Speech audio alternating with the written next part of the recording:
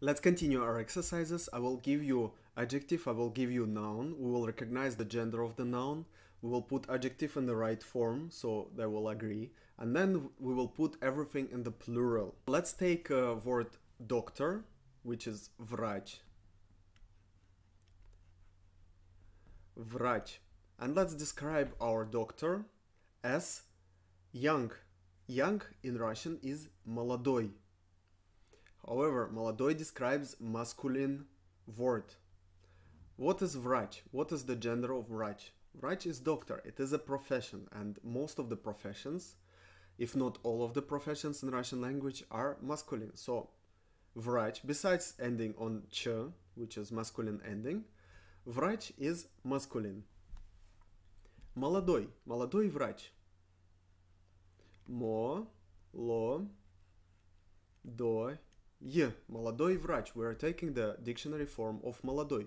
What will happen with молодой врач if we will put it in the plural? So the plural of врач, врачи.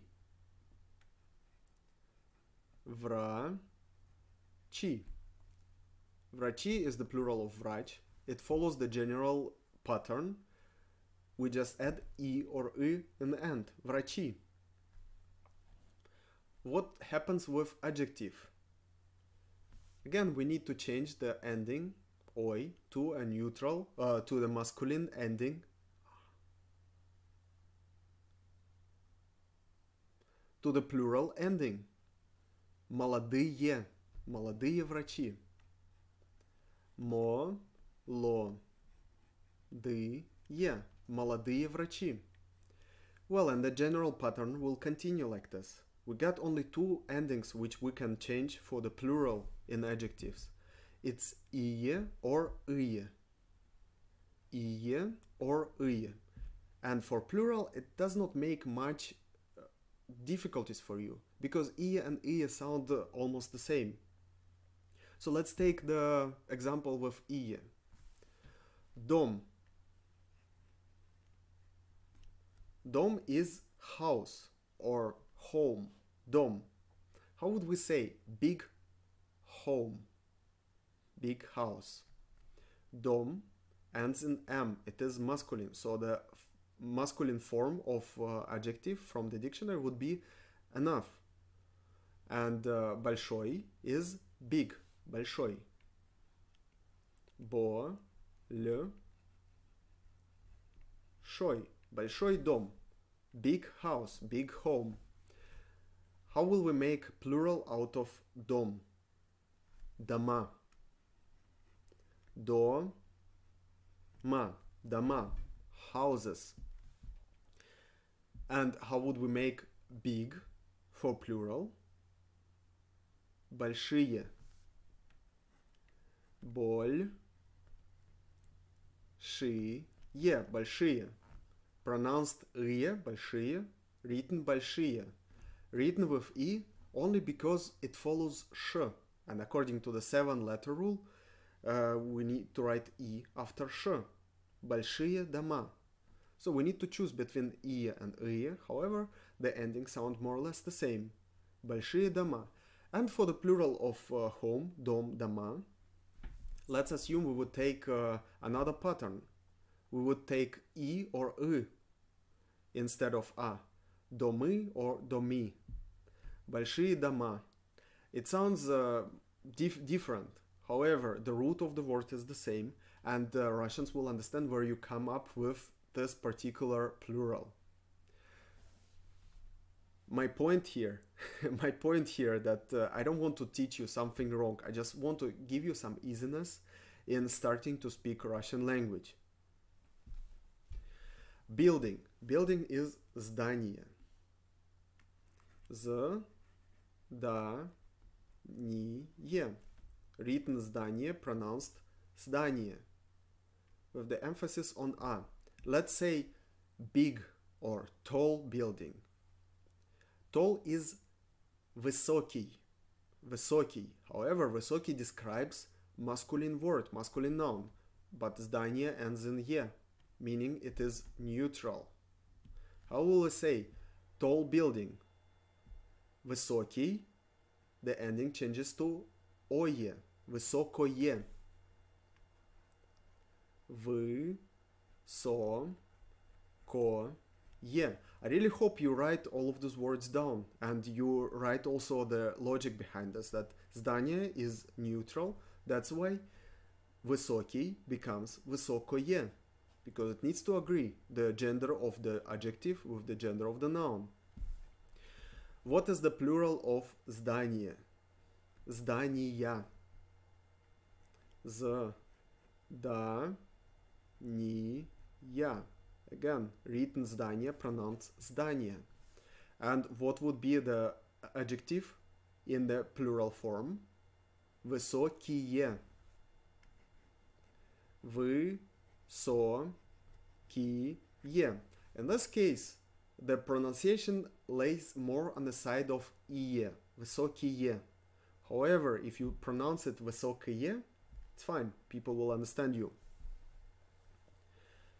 Newspaper. Newspaper is газета. Газета. And let's say fresh newspaper. Fresh newspaper. Fresh is свежий. Свежий. Свежий describes masculine noun. But газета ends in a. It is feminine. What is the ending for feminine adjectives, or the most used ending? The most used in our examples now. I don't have a statistical data for the most used endings. Well, the ending we used the most was ая. So, свежий, we changed the ending и to ая. Свежая. Свежая. Свежая газета. Now we got agreement. The feminine ending of adjective with the feminine word газета. What was the plural of газета? We replace a with y. Газеты. Газеты. Now we got the plural of газета. Газеты, newspapers. What happens with свежая? How would we make plural ending for adjective свежий? Свежие. Свежие газеты. Свежие. Свежие газеты. And again, the pronunciation, instead of e, we pronounced y. Свежие. Свежие газеты. Why are we writing e here? Because of the 7-letter rule. After ж or sh, we write и. Свежие газеты. Гора. Гора is mountain. Гора. Гора. Because the emphasis falls on a, we pronounce this гора. Гора. However, you cannot know where emphasis falls within the sentence, within the word гора. So unless you look up for this word in the dictionary, you wouldn't know this. If you pronounce it as гора, fine, it is understandable. And well, let's say a tall, a high mountain. How would we say high? Высокий. So the adjective from the dictionary, the masculine adjective, is высокий. But гора ends in a, meaning it feminine. How would we change высокий? Well, we're taking the ending ая. Высокая. Высокая. Высокая гора. Now we get adjustment between adjective and the noun. What was the plural of гора? How will we make the plural of гора? We're using the pattern of газета. Газета, газеты. We replace a with y. Гора, горы. Горы. The change between a and o here comes from the change in the emphasis, because here emphasis falls on o. Гора, горы. The emphasized o is pronounced as o. What happens with высокая? Again, we are taking the same pattern. Свежая, свежие. Высокая, высокие.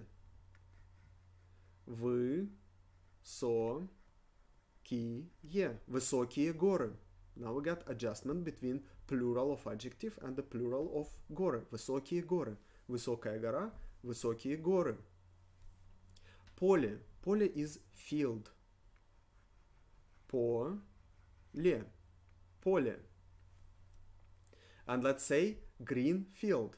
Green is зеленый. Зеленый, the masculine form of adjective, the dictionary form. However, поле ends in ye. Ye, meaning it is neutral word. How will we change green? Зеленый. What happens with зеленый? Let's take здание. This is the pattern. Здание, поле. Neutral words. Высокий. We took ending ое. So, зеленый. Let's take the ending ое. Зеленое. Зе. Лё. Но. Е. Зеленое поле. Зеленый. Зеленое. Agreement. The neutral зеленый and the neutral word поле, field. What was the plural of поле? Again, let's take the pattern. Здание, здания, поле, поля. We replace е with я. Поля, fields, поля. And зеленое. Again, let's take the same pattern. Высокое, зеленое. Высокие, зеленые. Зеленые. Зеленые. Well, here we need to put «ы». It is a spelling rule. Зеленые. However, высокие, зеленые. The ending sounds more or less the same. So, if you memorize высокое здание, высокие здания, so you memorize one example and use this pattern, according to what you hear about здание, поле, sounds more or less the same ending. Maybe I should choose this pattern to derive зеленые поля. And it is fine. If you write зеленые, at some point you will recognize that it sounds weird to put «и» in this adjective now, in this ending. And at this moment you will start using «ы». But for this you need to start speaking first. Shop. Let's take the last example. Shop is магазин. Магазин. Магазин. And let's say a good shop. Good is хороший. Хороший is a dictionary form. It is masculine form. Now we need to recognize магазин. What is the gender of магазин? It ends in N. It is masculine. So we need to take хороший, because it is the masculine adjective. Хороший. Хороший. Хороший.